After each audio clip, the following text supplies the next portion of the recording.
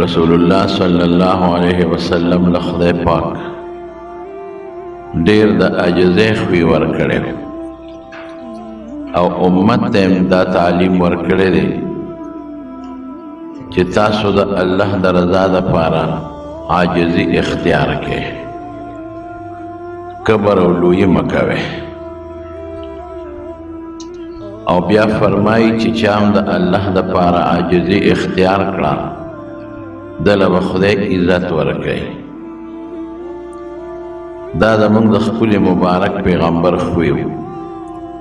عاجزۍ کې چې کم برکت او کم کمال دی په لویه کې نشته. کم انسان چې لویي کوي که نه نو خلک هغه ته په ښه نظر نه ګوري. ظاهر کې خو د خلک یریږي نو خلک غږ نه کوي، او په شیشه بیا خلک ورپسې بد وي، مړه وي ته دته ګوره او دې غټو خبرو ته یې ګوره. مال ولا راغی نو څونه اوچتې خبرې کوي، موټر ولا راغی نو اوس دا دی اوچت روان دی، لاندې چاته نه ګوري. نو که دې وایي چې په دې غټو خبرو او په دې لویې به زه ښه ښکارم، قسم دی که پې ښه ښکاري.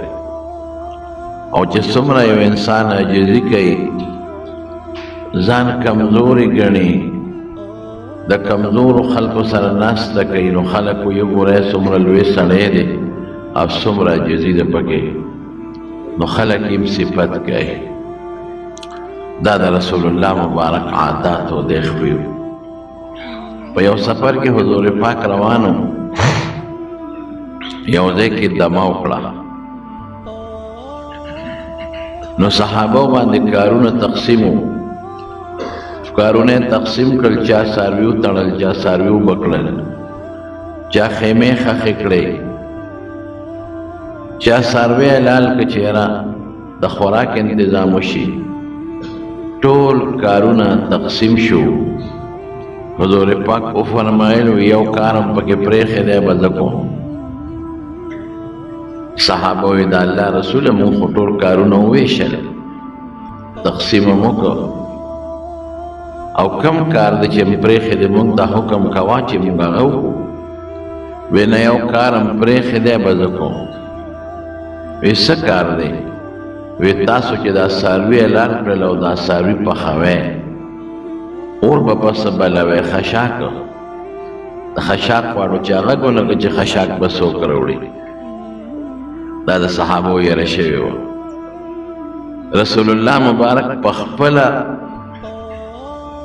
تبرګې واغېسته او ځنګل ته لاړ او هلته یې خشاک وکړو، په دې خپله مبارکه اوږې راوړو، ملګرو ته یې وغورځوه. حالانکې صحابه نه پرېښود، وی نه د الله رسوله دا به مونږ کوو، نه دا به زه کوم. دومره عاجز طبیعت انسان. صحابه وی مونږ سره به یو ځای ناستو په یو مجلس کې، که د بهر نه به څوک رالل نو چا به نه پېژانده چې حضور پاک پکې کم یو دی. دومره عاجز انسان وی. بیا وروسته وله مونږ یو چبوتره جوړه کړه، نو رسول الله مبارک په هغې کېناسته او دا هم دې له جوړه کړه چې د بهر نه میلمان راشي نو چې هغې ته مشکلات نه هغې یې پېژني. وی که مونږ به خبرې کولې زمونږ خبرو ته به یې غوږ ایښوده،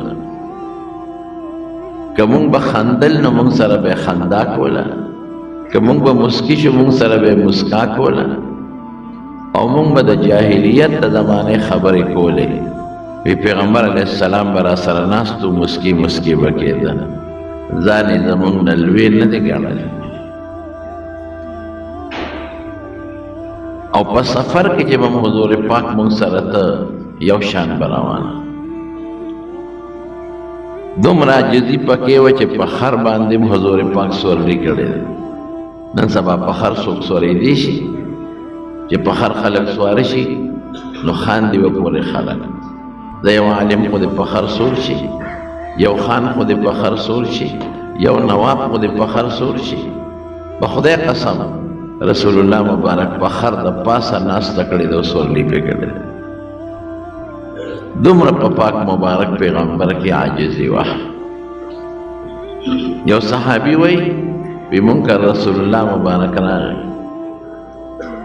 نو ما ورته یو ګدی واچوله چې دې پې کښېني په خدای قسم چې حضور پاک د ګدی نه یو خوا په ځمکه کښېناست زه ترې بل خوا په ځمکه کښېناستم ګدی زما او د رسول الله مبارک په میاس کې پاتې شو دې ته عاجزي وایي څومره لوی شخصیت هغه شخصیت چې الله پاکې د خپل ملاقات دپاره اسمانونو نه پورته بوځي